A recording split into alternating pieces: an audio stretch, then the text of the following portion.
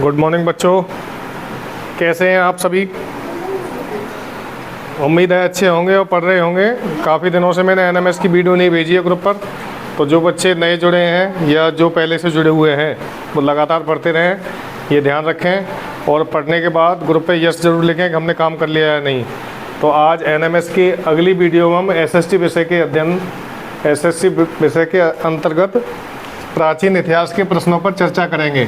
जैसा कि इससे पहले मैं एक वीडियो इसकी लिखवा चुका हूँ। आगे क्वेश्चन आंसर आप लिखते जाएं और समझाता जाऊंगा मैं, ठीक है। लिखिए क्वेश्चन पहला।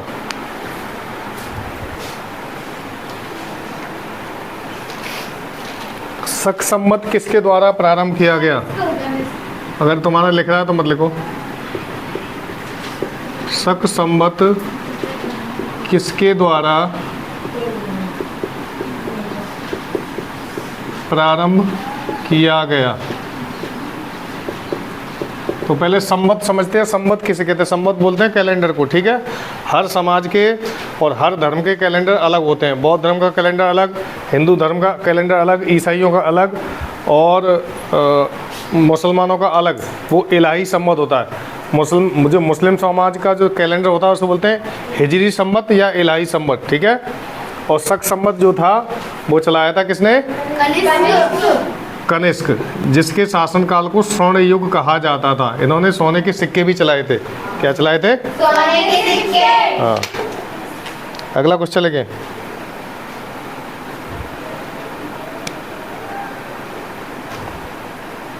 महाबलीपुरम के रथ मंदिर का निर्माण किसने कराया? Question number 2। महाबलीपुरम के रथ मंदिर का निर्माण किसने कराया?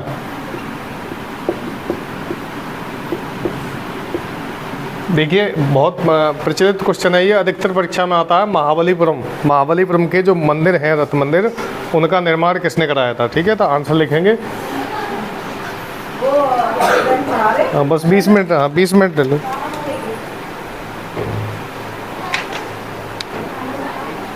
आंसर लिखें इसका। पल्लव राजाओं ने। पल्लवी से याद कर लेना आप, पल्लव राजा। एक हमारी क्लास में लड़की पल्लवी है, लगभग 2 हैं। पल्लव राजा जो थे उन्होंने महाबलीपुरम के रथ मंदिर का निर्माण कराया था। महाबलीपुरम चेन्नई में स्थित है। कहाँ स्थित है? चेन्नई। कौन से राज्य की राजधानी? चेन्नई। वेरी गुड, तमिलनाडु की राजधानी है। और दूसरा, इसको हम डॉक्टर कलाम के घर से भी जानते हैं। डॉक्टर कलाम तमिलनाडु के कौन से द्वीप में? रामेश्वरम द्वीप में पैदा हुए थे। कहाँ हुए थे? रामेश्वरम, ठीक है। और अगर इनका कोई गांव पूछे कि उनका गांव कौन सा था, कौन सा गांव बताओ कोई? कलाम साहब का गांव कौन सा था? तो आप धनुष याद करेंगे। क्या याद करेंगे? धनुषकोडी। क्या नाम था? डॉक्टर कलाम हमारे ऊपर ही लगे हुए हैं। इनका जन्म धनुषकोडी में रामेश्वरम द्वीप में हुआ था, तमिलनाडु राज्य में, जिसकी राजधानी है चेन्नई। चेन्नई में ही महाबलीपुरम के रथ मंदिर है, जिसका निर्माण कराया था पल्लव राजाओं ने। किसने? ठीक है, प्रश्नों को अच्छे से समझते हुए चले। अगला प्रश्न लिखें। ये भी मैं लिखा चुका हूं तुम्हें। इसलिए कि शुद्ध अद्वैतवाद, शुद्ध अद्वैतवाद का सिद्धांत किसने दिया? ये प्रश्न बिल्कुल नया है आपके लिए। किसने दिया? आंसर लिखें। प्राचीन समय में कुछ सिद्धांत अलग अलग विचारकों ने दिए थे अपनी विचारधारा समझाने के लिए, जिसमें से एक है ये शुद्ध अद्वैतवाद। इसका सिद्धांत किसने दिया था? आंसर लिखेंगे आप।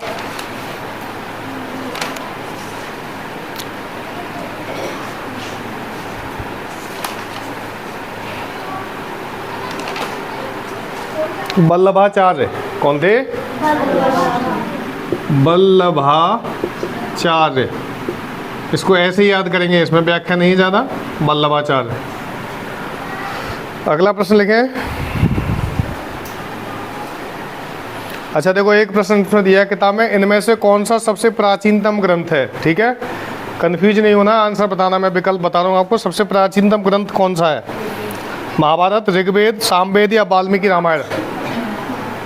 बताइए। ऋग्वेद। देखो, अगर वेदों की बात आए कि सबसे प्राचीन वेद कौन सा है, तब आएगा ऋग्वेद। और अगर प्राचीनतम ग्रंथ पूछा जाए तो महाभारत है। कौन सा है? लिखिए अगला क्वेश्चन।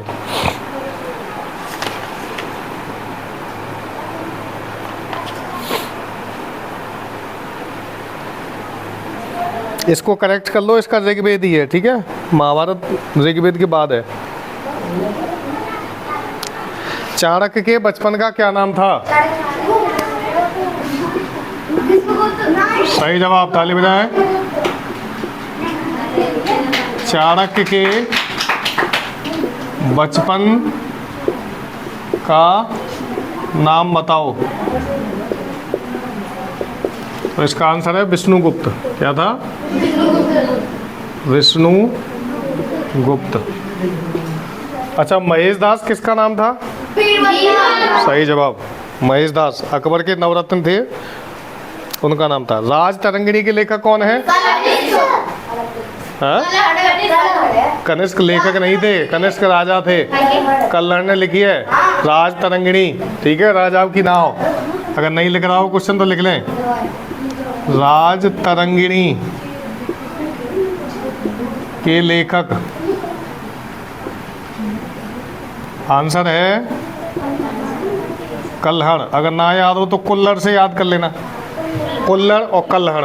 ठीक है, जब भी हम कोई चीज़ याद करते हैं तो उसको अपने दैनिक जीवन में लेके आते हैं कि उसको किस तरह से हम पहचानें। ठीक है, जैसे तुम्हें अगर दक्षिण भारत के राज्य याद ना हो कि कौन सा राज्य कहाँ है, ठीक है, ये साउथ इंडिया है, यहाँ पे ये करेले जैसी आकृति है इस साइड में। ठीक है, करेले जैसी आकृति यानी करेला, केरल। क्या हुआ? इसको करेला बोलेंगे और करेला से हो जाएगा केरल। अब आप तुम कभी नहीं बोलोगे कि करेले जैसी आकृति है वो केरल है। ठीक है, और ये हमारी भारत माता है। क्या है? भारत माता। भारत माता के चरणों में क्या चलाते हैं? लड्डू। क्या चलाते हैं? उससे हो जाएगा तमिलनाडु। क्या हो जाएगा? तमिलनाडु। इसको लाडू भी बोल सकते हैं, लड्डू को लाडू भी बोलते हैं। ठीक है, तो लाडू से हो गया तमिलनाडु। ठीक है, ये दोनों राज्य आप आसानी से याद कर सकते हैं। उसके बाद आता है छोटा सा गोवा। यहाँ पे गोवा तो अपने आप में पहचाना को याद हो ही जाता है। जब भूगोल का वीडियो बनाएंगे तब पढ़ाएंगे इसको, बहुत अच्छी ट्रिक है। भारत के सभी राज्य तुम उंगलियों पर सीख जाओगे कौन सा कहाँ स्थित है। वैसे तो तुम्हें मालूम है कि 28 राज्य हैं, लेकिन कौन सा किस दिशा में है अगर खाली नक्शा दे दिया जाए तो तुम चिन्हित नहीं कर पाओगे कि ये वाला राज्य ये रहा, ये वाला ये रहा। इसलिए उसको समझना जरूरी है। अगला प्रश्न लिखें, बोरोबुदुर स्तूप कहाँ स्थित है? बोरोबुदुर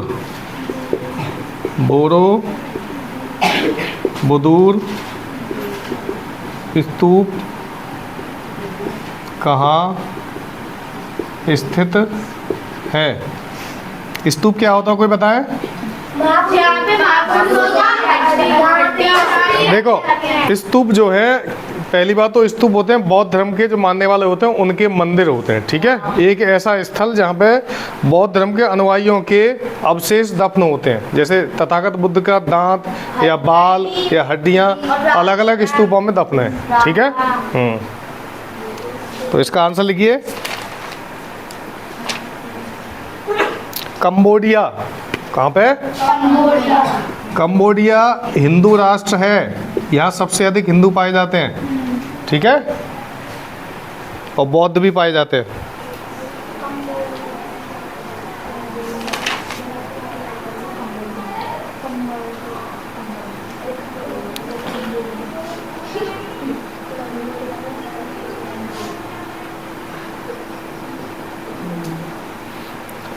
अब लिखे भीमबेटका की गुफाएं कहाँ हैं, ये लिखा दिया। हाँ देखो, भीमबेटका की गुफाएं जो है मध्य प्रदेश में स्थित हैं। भीमबेटका को यूनेस्को ने विश्व धरोहर सूची में रख लिया है। अब विश्व धरोहर सूची क्या होती है? यूनेस्को एक संस्था है, अंतर्राष्ट्रीय संस्था, ये भारत और अलग अलग देशों में पाए जाने वाले स्थानों को अपनी सूची में शामिल कर लेती है। सूची में शामिल करने का मतलब ऐसे स्थान जो अलग अलग दृष्टि से बहुत महत्वपूर्ण हों। तो भीमबेटका की गुफाएं जो है वो पर्यटन की दृष्टि से और घूमने की दृष्टि से, और वहाँ पे बहुत सारा ज्ञान मिलता है, नई नई चीज़ें सीखने को मिलती हैं, उस दृष्टि से उसको महत्वपूर्ण माना जाता है। तो कभी कभी प्रश्न आता है कि इनमें से कौन सा यूनेस्को विश्व धरोहर सूची में है।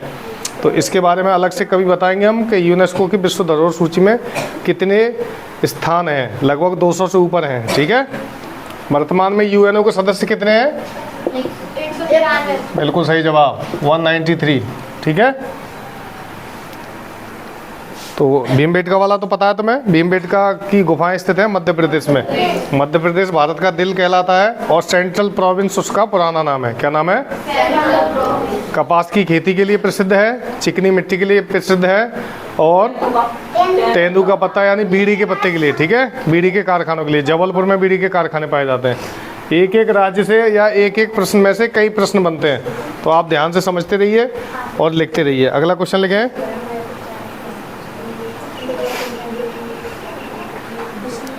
इतिहास के जनक कौन थे? जो इतिहास हम पढ़ते हैं,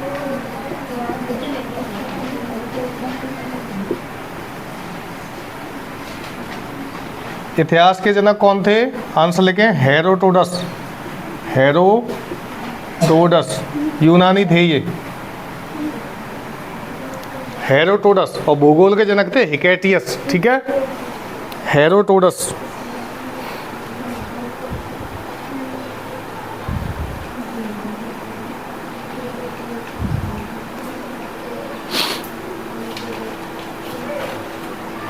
ये वाला मैंने क्वेश्चन लिखा है, तुम आंसर दो सब बच्चे।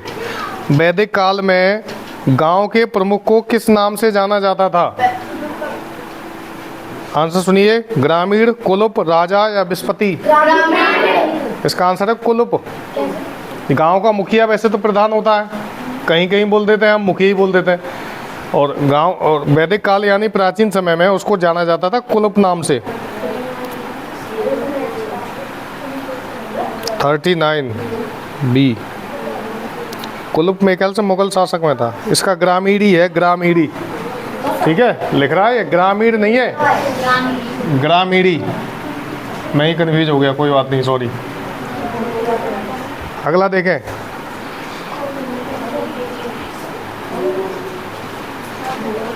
लिख लो, 10 क्वेश्चन तो जान दो। कितने आगे?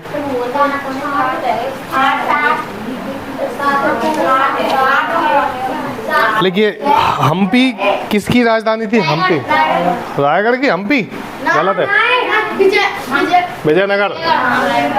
लिख लो, हम्पी किस राज्य की राजधानी थी?